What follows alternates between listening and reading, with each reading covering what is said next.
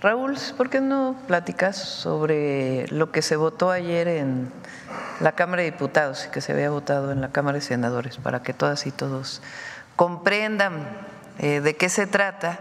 Porque parece que es algo fuera de lo común, que es algo terrible. Entonces, para que un abogado reconocido nos pueda explicar a todas y a todos. Adelante, Raúl.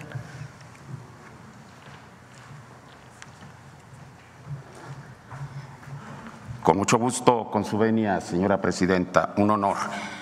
Buenos días a todos, todas quienes están presentes en esta mañanera. Habría que decir muy rápidamente que el tema tiene que ver con una cuestión que está causando mucha confusión, mucho ruido mediático y se presta a distorsiones de carácter ideológico. Y esta noción fundamental del derecho constitucional se llama supremacía constitucional. ¿Qué es la supremacía constitucional?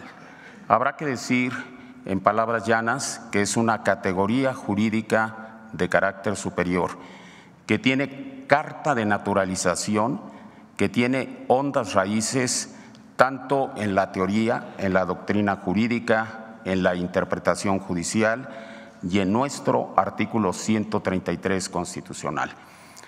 ¿Qué quiere decir supremacía constitucional? Quiere decir que la Constitución, la Carta Magna, es el texto fundante del orden jurídico mexicano, federal, estatal y municipal. La Constitución tiene supremacía porque justamente impera absolutamente y está por encima de todas las disposiciones constitutivas de la pirámide normativa del derecho nacional. Ahora bien, la Constitución no puede ser una carta magna inerte, impávida, absolutamente desertora de los procesos constitutivos de la dinámica social. Tiene que seguir esa dinámica social, es decir, debe admitir la posibilidad de reformas o adiciones que permitan hacer el ejercicio de adecuación, alineamiento con los procesos sociales y sobre todo con las demandas imperativas de las mayorías populares del país. Y esta idea de que la Constitución tiene supremacía, pero que debe admitir un mecanismo de reformas o adiciones, fue sabiamente prevista por el histórico, el grandioso, el maravilloso constituyente de Querétaro de 1917. Y a este respecto nos dejó el instrumento y el procedimiento para llevar a cabo esa adecuación del texto constitucional a los cambios sociales, a los imperativos que demandan fundamentalmente las mayorías populares de nuestro país.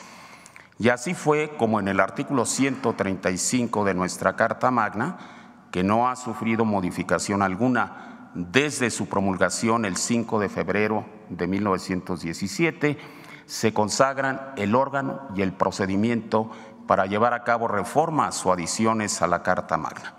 El órgano, bien lo sabemos, es el llamado constituyente permanente, es decir, el poder reformador de la Constitución.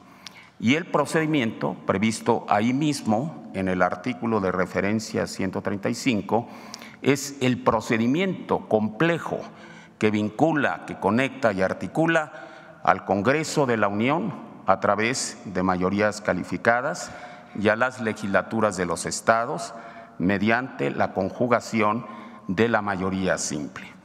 Ya una vez que las reformas o adiciones se han producido y se ha hecho su publicación oficial a través del Diario Oficial de la Federación, estas pasan a formar parte íntegra, inescindible, inseparable del texto constitucional. Y eso justamente ha ocurrido y está ocurriendo con las reformas constitucionales promovidas por el gobierno de nuestra Cuarta Transformación. Y eso, sin duda alguna, va a ocurrir con la reforma trascendental a los artículos 105 y 107 constitucional. Cuando ello ocurra, que será en un breve lapso, en virtud de que el poder reformador de la Constitución está en la etapa final, es decir, en la aprobación por la mayoría de las legislaturas estatales. Habrá de ocurrir en las próximas horas. Cuando ello suceda y se publique el decreto de reformas en Diario Oficial, esas reformas y adiciones 105 y 107 constitucionales serán parte inseparable de la Constitución, serán texto constitucional, figurarán como normas imperativas y de cumplimiento absoluta y definitivamente imparable. Y en razón de ello, justamente es que a través del poder reformador de la Constitución se elevó a rango constitucional el impedimento para someter a revisión judicial las reformas o adiciones en general y en particular las que nos ocupan en esta parte del proceso histórico de nuestro país. Y fue así como en el artículo 107 constitucional se establece que el juicio de amparo es improcedente contra reformas o adiciones a la Constitución. Esto no es ninguna novedad, todo lo contrario, ya está previsto en la Ley de Amparo vigente a partir del año 2013, artículo 61, fracción primera. No admite interpretación en contrario. A la letra, literalmente ahí se establece con sentido imperativo y categórico que el juicio de amparo es improcedente contra reformas o adiciones a la Constitución.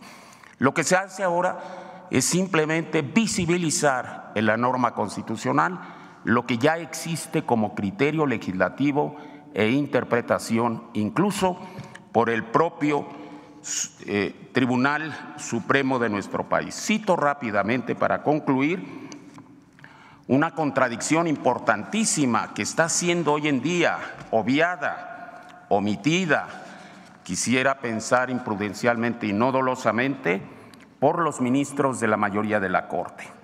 La contradicción de tesis 105-2021 de la segunda sala de la Suprema Corte de Justicia de la Nación dice categóricamente, leo, el poder reformador, sus actos no se encuentran sujetos a ninguno de los mecanismos de control jurisdiccional previstos en la Constitución General o en alguna otra ley secundaria.